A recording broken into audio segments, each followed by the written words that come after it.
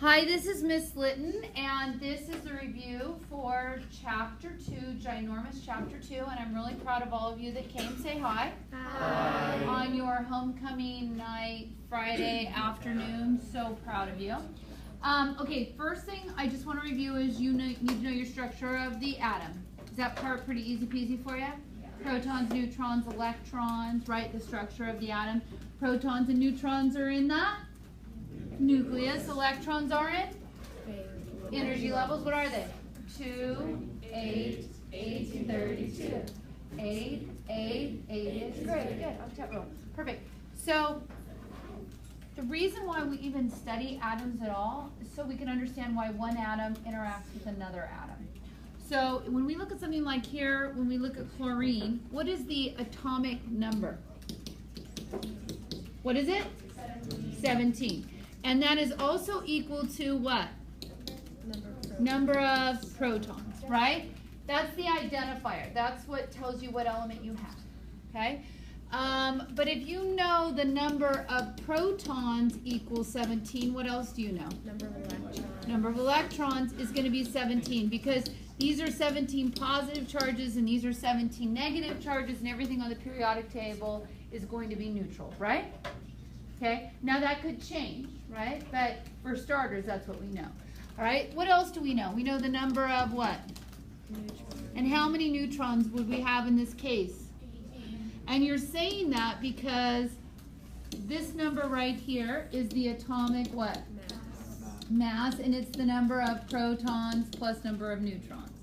So if you know your mass is 35, subtract off your protons, and then that's how many neutrons you have.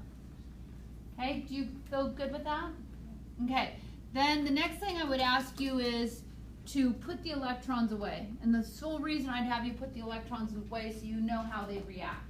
Because you can predict every element's behavior based on the number of valence electrons, how many electrons it has in its outermost energy level. Okay, you can predict what it'll do. So we know we have 17 electrons, and so how many could we put in the first level? 2, and we do, right? How many can we put in the next level? 8. And do we? Yeah, how many do we have we taken care of so far? 10. How many can go in the next level? 7. 18, good. So we've taken care of 2 plus 8 is 10. How many do we have left? 7. Okay, is chlorine what I would say happy? No.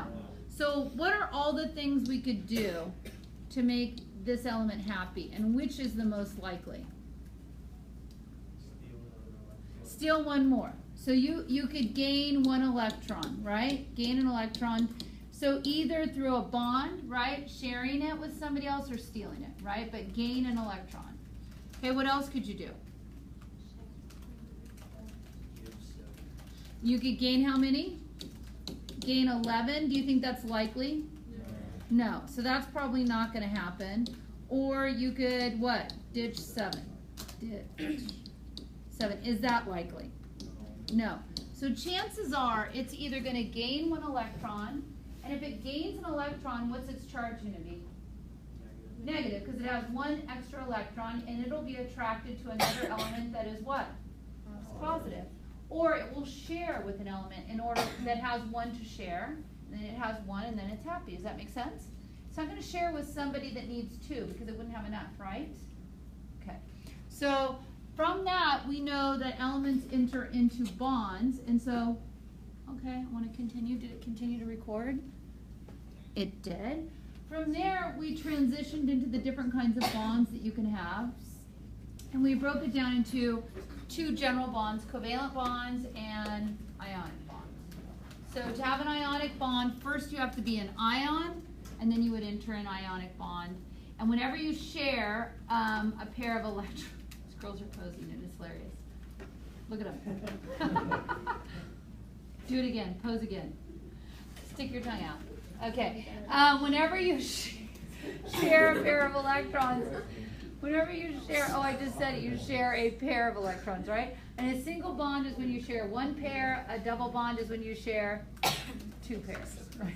So funny. Look at them. Oh my gosh. All right.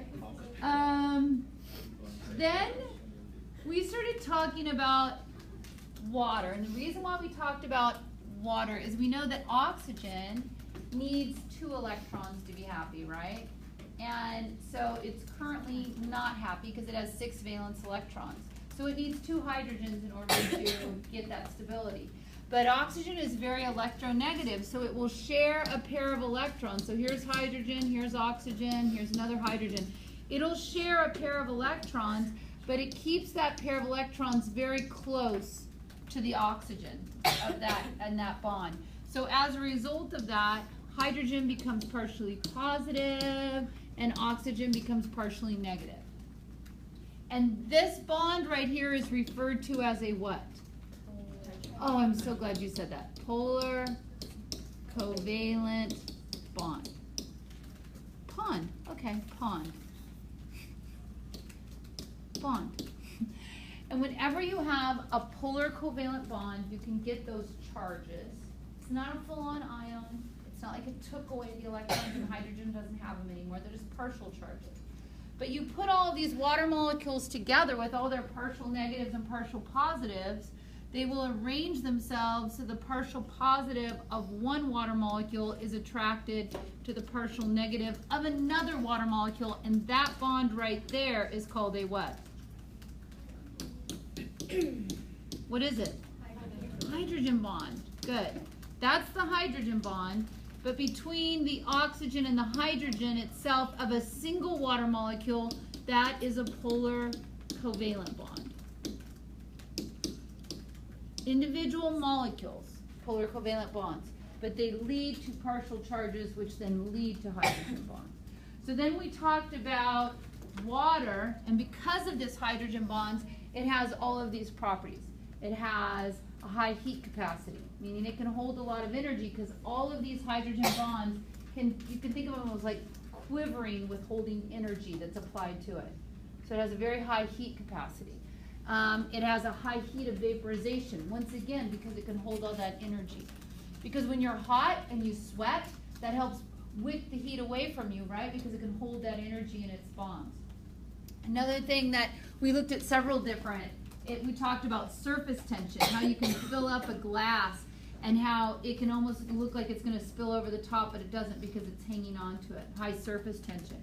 We looked how it's a good molecule to act as a solvent because it doesn't matter if you have positive charges or negative charges, it can arrange itself around that molecule. It isn't a good solvent for who, though? Who isn't it a good solvent for?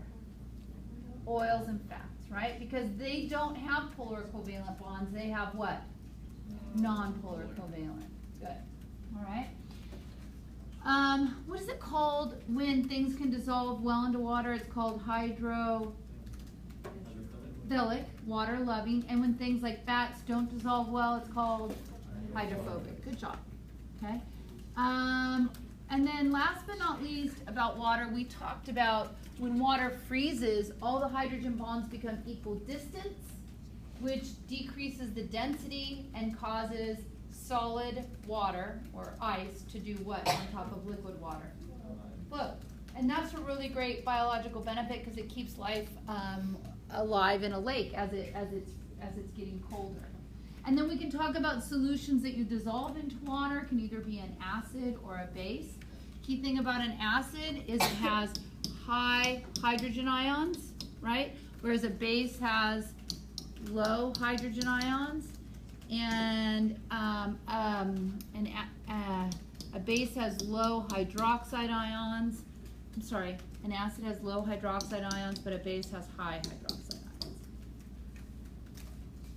Okay, and every change that you go, like when you go from 6 down to 5 and a change in pH, that's really a 10 times change.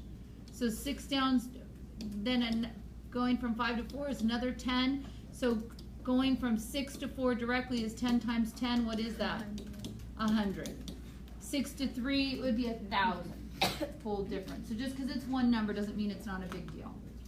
All right, and then now let us into the last big topic, which was ginormous. And that was talking about the organic molecules. What do all organic molecules have in common? Carbon. And carbon, first of all, when it's just bound to hydrogen, is called a what? Hydrocarbon.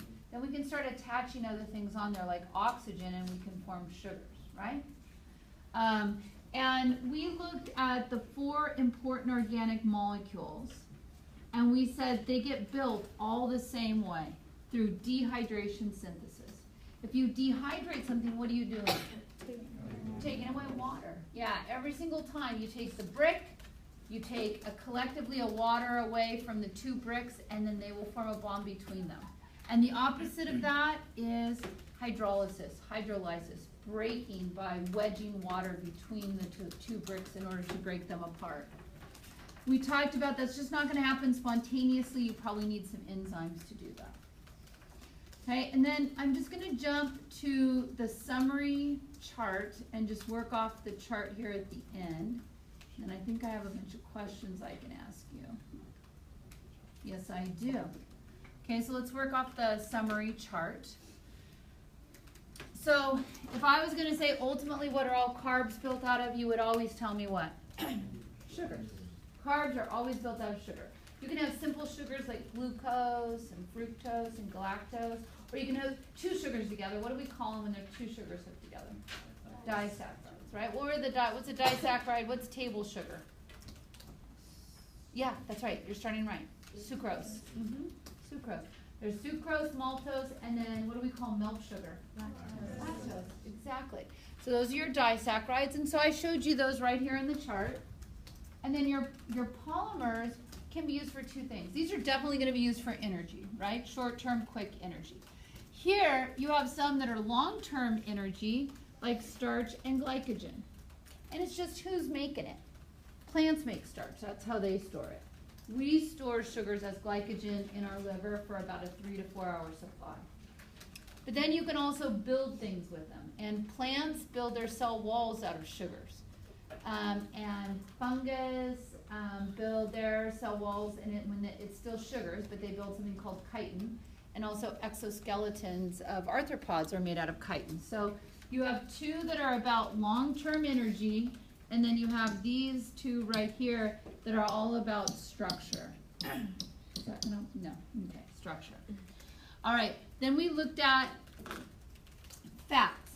And fats, there's I want to erase that. Lipids. Underneath lipids, there are 2 categories, fats and steroids. Fats and steroids. Both of them are hydrophobic. Both of them are hydrophobic. Fats are made out of a glycerol molecule. It's a 3-carbon unit with long fatty acid chains. And it's the long fatty acid chains, when we talk about saturated and unsaturated, we're referring to those chains right there. The way I have drawn those fatty acid chains, what would you describe them as? Saturated or unsaturated? Saturated. And why did you say that? Because they're what? Straight. Where would you tend to find saturated fats? From who? Animals. And at room temperature, they are a solid.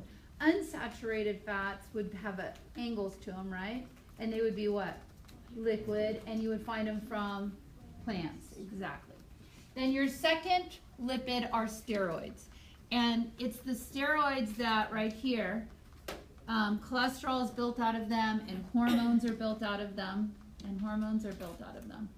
Fats and oils are all long-term energy storage, and then modification of fats are phospholipids. Phospholipids build up cell membranes. Fats like waxes help insulate. We have wax in our ears, right?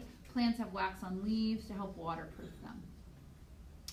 Okay, then your third important organic molecule are amino acids. All amino acids have an amino group, nitrogen and a couple hydrogens. They have a carboxyl group, a hydrogen, and an R group. And then this is all hovering around, this is an organic molecule, a carbon. How many different R groups are there? 20. Okay, and then they can build all these things over here. And we talked about proteins usually have all of those, they have usually some sort of job, and their job is dependent upon their shape. And their shape can be affected by different things. What can their shape be affected by? Do you remember? What is my hair today? Super straight, right? How did it get straight? Heat, right? Heat was applied to it. And keratin, chemically. because I got it treated yesterday. Because I tried to repair it. I didn't know it. But anyway, so that changed the protein that is my hair. Once I wash my hair and let it dry, do you think it'll look the same? No. I would have to apply heat again in order to make it straight. Does that make sense to you? Because it's a protein. We add heat to eggs, right, to cook them. And so if chemicals and pH and heat can change proteins, then those kind of things would change their functionality and what they do. And we talk specifically about enzymes in our bodies that catalyze reactions, and if their shape changes, then they don't work anymore. Okay. And then the last important group is nucleic acids. They are built out of nucleotides, and they consist of these three things. Phosphate is the same for all. Sugars, there are two different sugars. What are the two different sugars? Ribose and what? Deoxyribose. Where do you find deoxyribose? DNA. You guys so tired. And ribose you find in what? RNA. Then how many different nitrogenous bases are there? 5. You find 4 in DNA and you find 4 in RNA. What one is unique to DNA? Thymine. What one is unique to RNA? Uracil. Another thing about DNA, DNA is double-stranded, right? That's your genetic code. Whereas RNA is single-stranded, and there were 3 types of RNA. 3 types of RNA. There was mRNA and tRNA and rRNA. So there was 3 different types, but they're all involved in this right here, protein synthesis. And our third nucleic acid was ATP. That was energy. Adenosine triphosphate. Okay, you want to do some questions? Okay. So why don't we log into whatever we're looking forward to this weekend? Yeah, I know what it's going to sleep. Yes, baby. Are disaccharides, are they considered monomers? No. I was just telling you, you could put 2 monomers together to get a disaccharide. So The monomers would be glucose, Okay. galactose, and fructose. Okay. Okay, and I'm going to pause you for a minute. You guys, in 17 minutes, we reviewed like 4 days of lecture. Did we not? Good job. Okay, these are the questions that we went over with the group, but the iPad froze, so I'm just going to go through them quickly for you, and so you can use them. So, amino acids build proteins. That was the first question. Pause if you need to. 4 rings of carbon build lipids or steroids. Number 3, sugars like glucose build carbohydrates. Again, this is not a comprehension level question in any of those 3. Those are just, gotta know it. Right, Ms. Stutz? Correct. Yeah, she's in the Just room facts. waiting for me. Just facts. You can hold a water droplet between 2 fingertips held slightly apart. This is an example of cohesion. It doesn't have, somebody chose E, it doesn't have anything to do with energy. It's just that the water molecules form hydrogen bonds between each other. Nucleotides build nucleic acids. Saturated fats are solid at room temperature and come from plants. That was marked false. Can you think of the way to make it a true statement? To make it a true statement, we would say saturated fats are solid at room temperature and come from animals.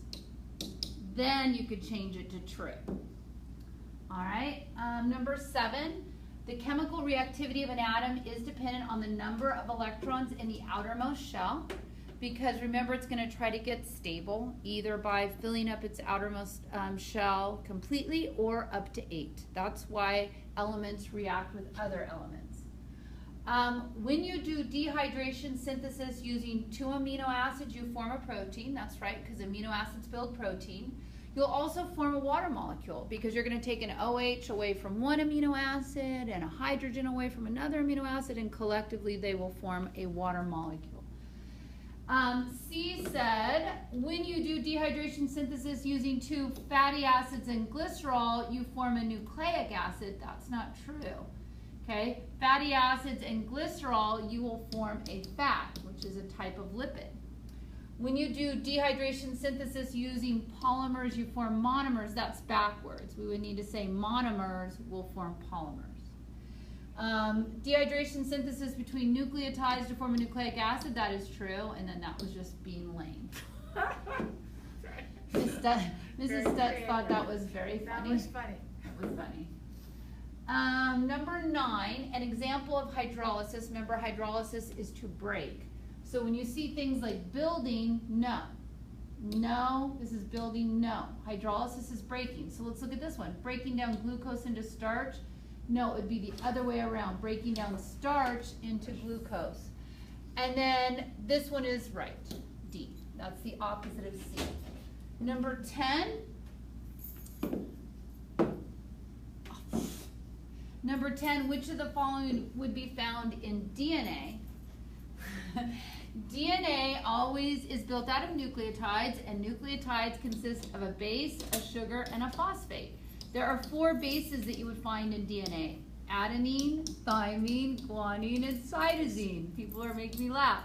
There's only one sugar, that's deoxyribose, and phosphate is always the same. So if I say which of the following would be found in DNA, A is taken out of the running because of ribose. B is taken out of the running because of uracil. C is taken out of the running due to ribose. And E is super bad. Uracil and ribose take it out of the running. And that's how I would work through a problem like that. My computer froze up, and so I couldn't record this last little bit. That's what I'm doing now. So when you do hydrolysis to a fat, remember hydrolysis, hydro, water, lysine, you're breaking a fat apart. So fats are built out of fatty acids and glycerol. So you're going to break it apart. You would not choose water because you would have to use water. You're not going to produce water, you would use water.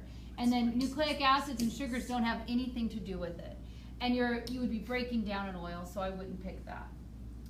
Number 12, which of the following is a DNA nucleotide? Same, apply what we did just a little bit earlier to this question. Now there's 3 teachers watching. So the reason why we would get rid of A is because of uracil. The reason why we get rid of B, Mrs. Stutz, why would we get rid of B? Because there's ribose sugar. That's right. And the reason why we get rid of C? Because there's ribose and uracil. That's right, Mrs. Stutz. Awful. And then what about D? Ribose again. That's right. That sugar's not in DNA. That's right. So that's why we would choose Deoxyribose E. sugar. Number 13, hydrogen bonds are found between the slightly positive hydrogen of one water molecule. Okay. Okay. Okay. Nobody's erasing. We'll just have to ignore that. But, True. oh no, it's still recording. Okay. That is true. So, and that's because water is a polar molecule and the oxygen is slightly negative and the hydrogen is slightly positive. Number 14, there, now I got it erased. Number 14, an example of a dehydration reaction. Remember, when you dehydrate, you're removing a water molecule collectively away and you're joining 2 molecules together. So the reason why A is wrong is because you don't build amino acids from protein, it's the other way around. You would build a protein from amino acids. C, dehydration is about building, and this is about, they're using the word breaking, so that's why we wouldn't pick C or D. Number 15, hydrogen bonds form between hydrogen and oxygen of a singular water molecule. That's false, because oxygen binds with hydrogen, and remember, this right here is a polar covalent bond, right, chemistry teacher? Say again? This is a polar covalent bond between oxygen and hydrogen, is that right? Roger that, Red Ryder. Okay, so oxygen is more electronegative and has a stronger pull on the shared pair of electrons. So the oxygen will become partially negative, the hydrogens are partially positive. And so it says hydrogen bonds form between the hydrogen and oxygen of a singular water molecule? No. The hydrogen bonds would be between two different water molecules. Okay, and then your last question, again, it's not, there we go. Our last question, number 16, ions are atoms that have gained or lost electrons. True. Oh, yep, there we go. Survey says true. And if I was talking about various number of neutrons, I wouldn't be talking about an ion, I'd be talking about, that's right, isotope. All right, so I hope you have been reviewing and you're making good choices this weekend. And if you get hungry, have a piece of toast and know that I love you. Okay, bye.